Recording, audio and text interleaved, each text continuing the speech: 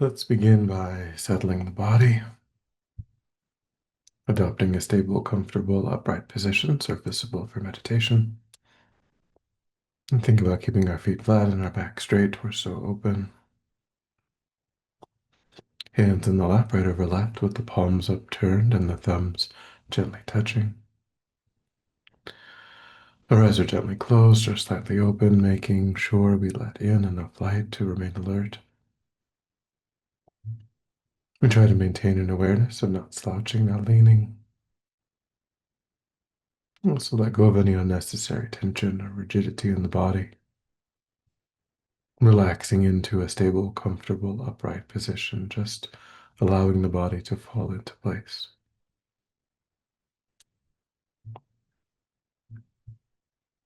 And begin to move the mind inward away from sights and sounds,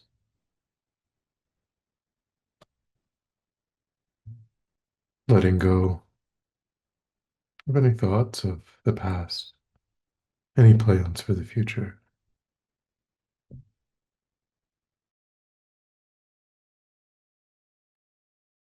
Concentrating your awareness in the present by attending closely to the physical sensation of the air as it moves into and back out of the tip of the nostrils.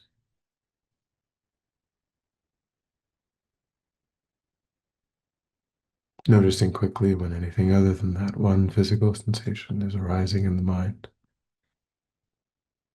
And then, without judgment or frustration, lifting your awareness up from those distractions, and placing it gently but firmly again and again on the breath.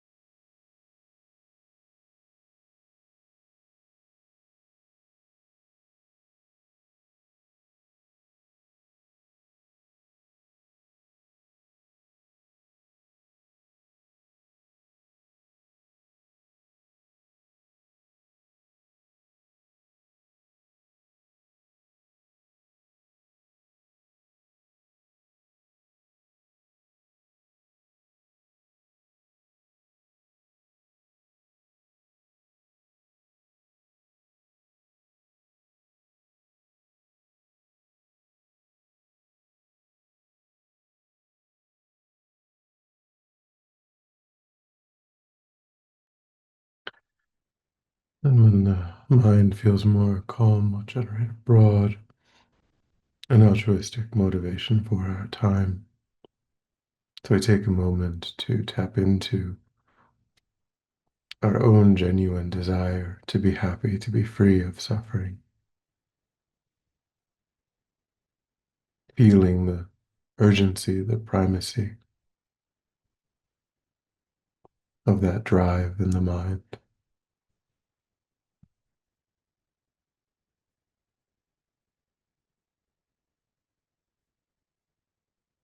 and thinking how up until now we've followed only that drive.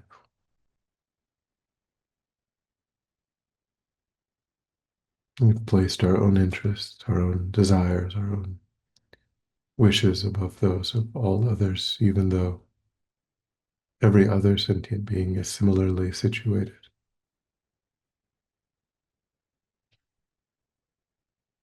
For them, their interest in being happy and being free of suffering is just as strong as one's own.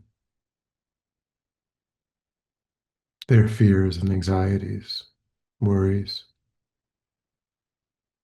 are felt just as intently.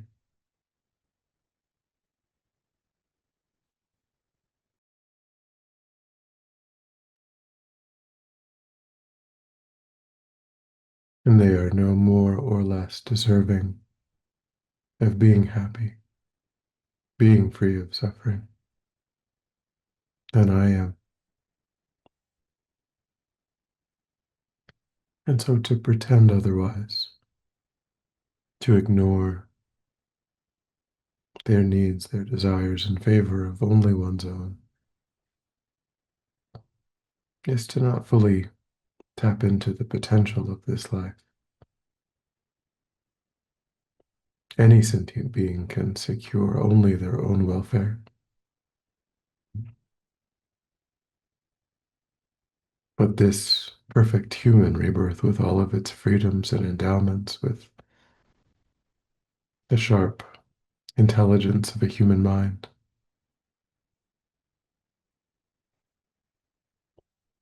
offers the potential to go beyond just narrow self-interest.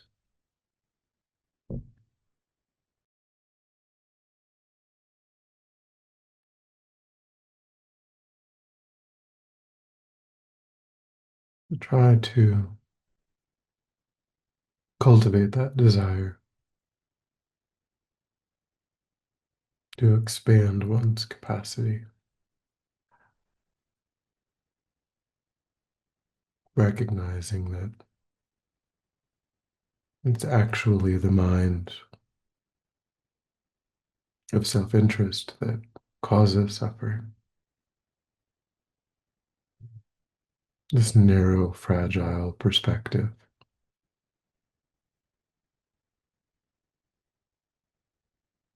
gives rise to anxieties, creates distance and competition, is responsible for our own suffering.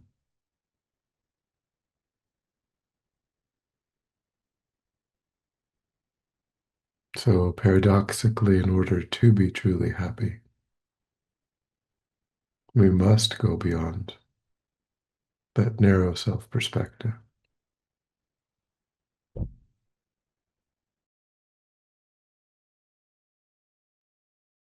we take the training of the mind, the transformation of the mind that leads to that broad and open perspective as the purpose of our time.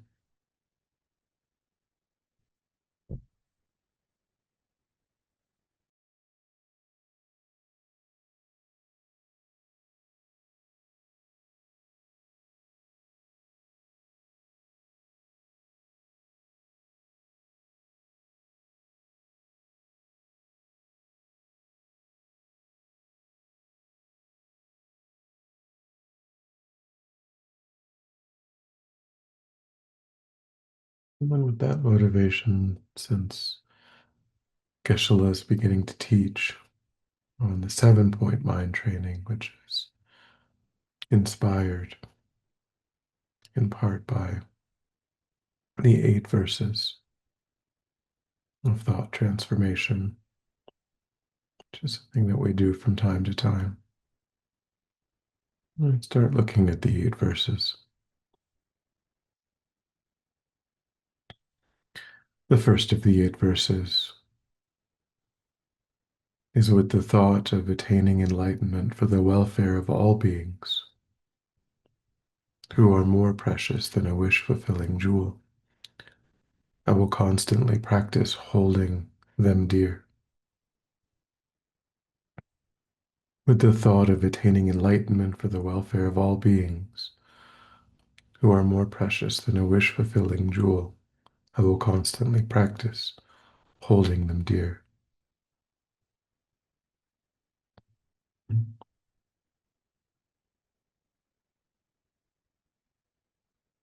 So when we think about the existential condition of all sentient beings, the fact that they do wish to be happy, to be free of suffering, just like oneself, we recognize that it is the uncontrolled mind that tethers oneself and all other sentient beings to suffering.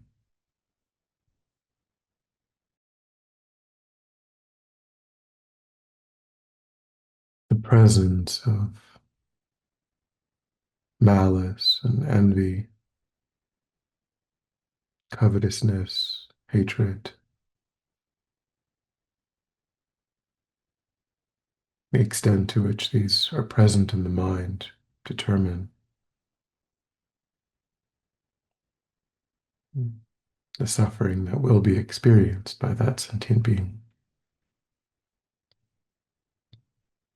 So ultimately is these afflicted states that we wish for oneself and all other sentient beings to be free of,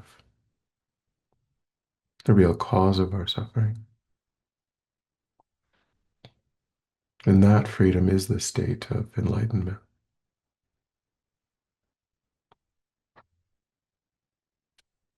Going beyond simply wishing for better conditions,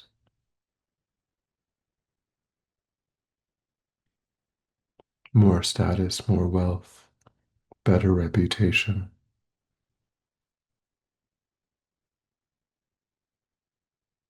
better food, more comfort.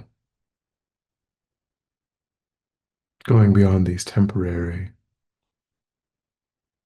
changes in condition and wishing for true cessation of all suffering, perfect happiness.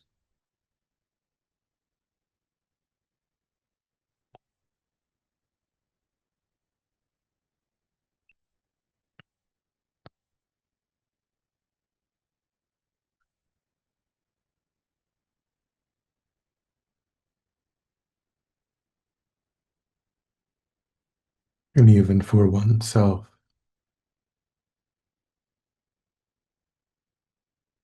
that would be one's own highest welfare as well.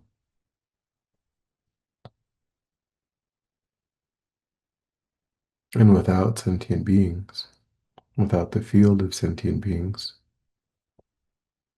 through which we can develop our good qualities, even one's own highest welfare is blocked.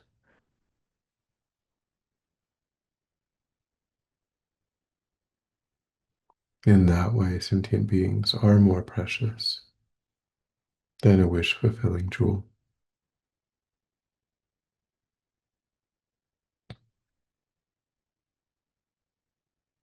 Without the practice of kindness, generosity, patience,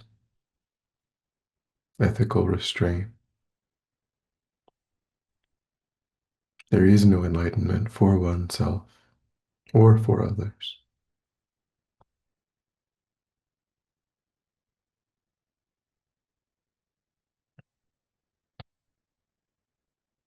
So, as Lama Zopa says, we should think that everyone that we meet is fulfilling all of our wishes.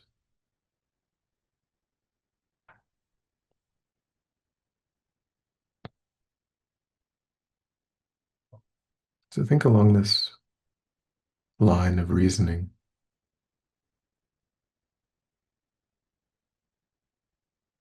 And cultivate the view of sentient beings as more precious than a wish-fulfilling jewel. and as such are something that we ought to constantly hold dear.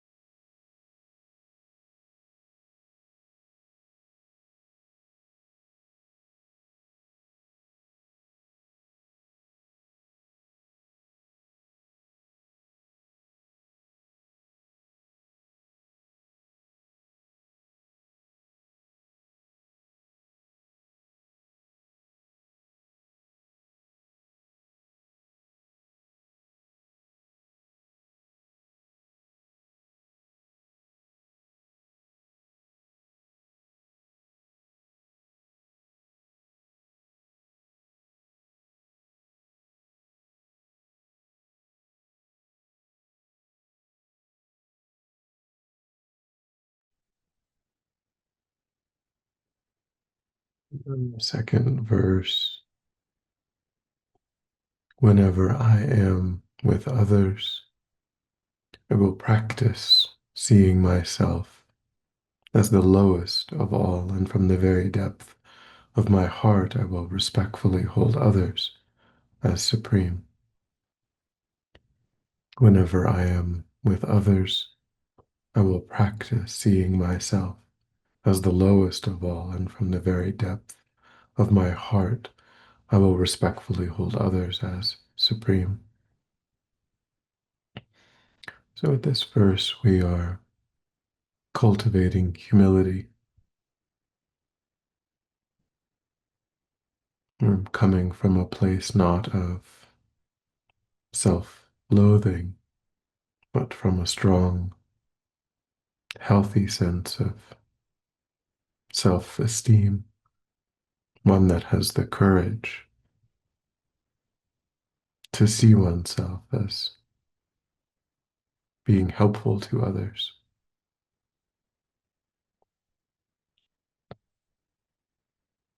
one that doesn't need to try to relate to every situation through the lens of simply getting something for oneself, but through the lens of giving what others need.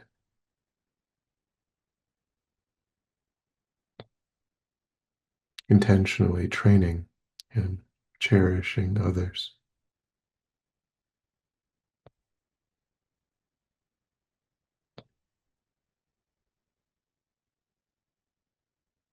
recognizing that deluded pride is an obstacle to the path,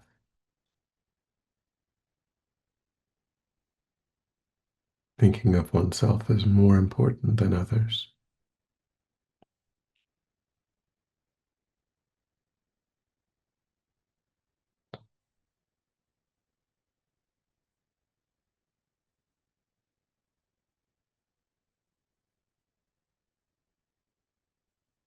So, although we have a healthy sense of self confidence,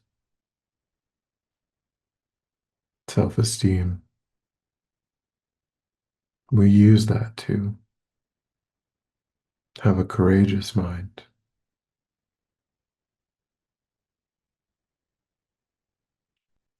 that can be more interested in others than oneself.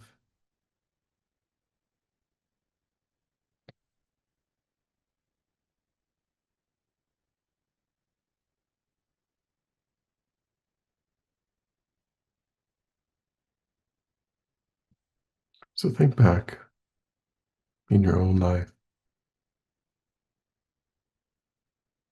when you meet up with friends, family, your coworkers, your social circles.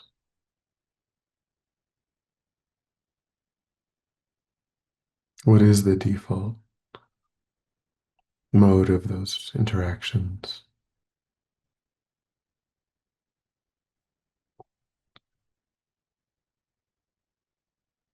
Are you hoping that others cherish you more than themselves?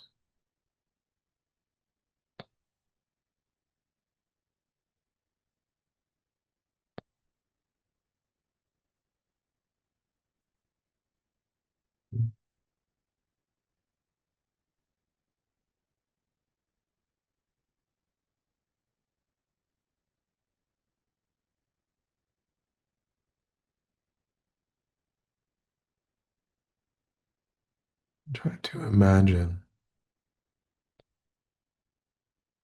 how you would be different, what you would say or do differently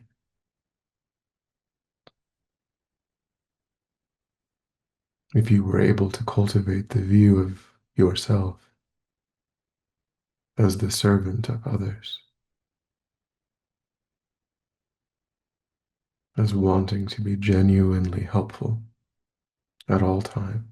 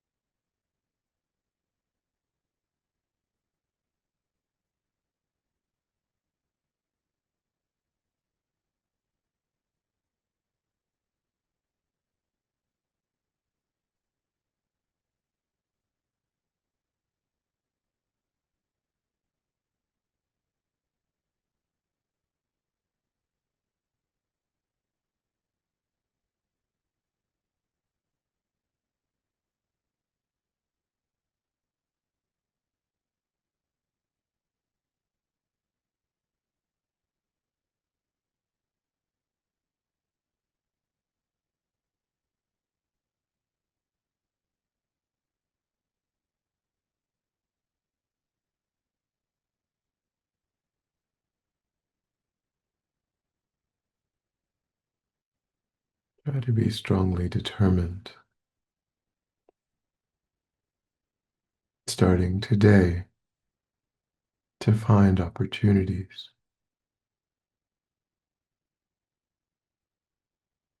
with everyone that you come across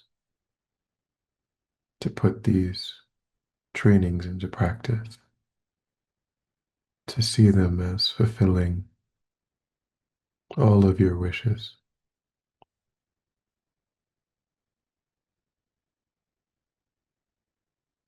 and to wanting to be of help,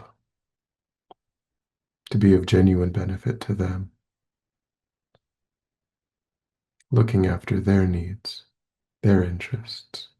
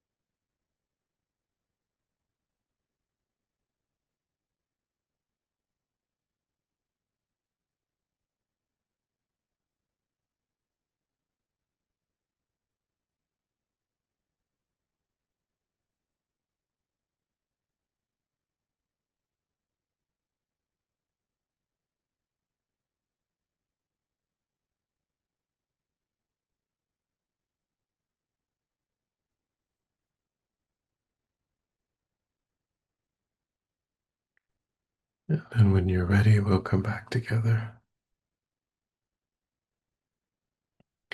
and we'll dedicate. So recollect your altruistic motivation and think that by having engaged in this contemplation, you've actualized that motivation, which has generated positive energy in your mind. Think that you freely offer the fruit of your practice, that positive energy, for the benefit of all sentient beings, without exception. Thinking strongly when this positive energy ripens, may it serve as a cause and condition to eliminate war and conflict, poverty, famine, disease, disasters, all painful inner and outer conditions. May it fully ripen the minds of all sentient beings. May they quickly meet perfect teachers and arise in the state of full enlightenment. May I too achieve the state of enlightenment so that I might work for the benefit of sentient beings perfectly. May any obstacles facing the Guru's own life be completely dispelled. And may I and all sentient beings in this moment come under the joyful care and guidance of enlightened beings.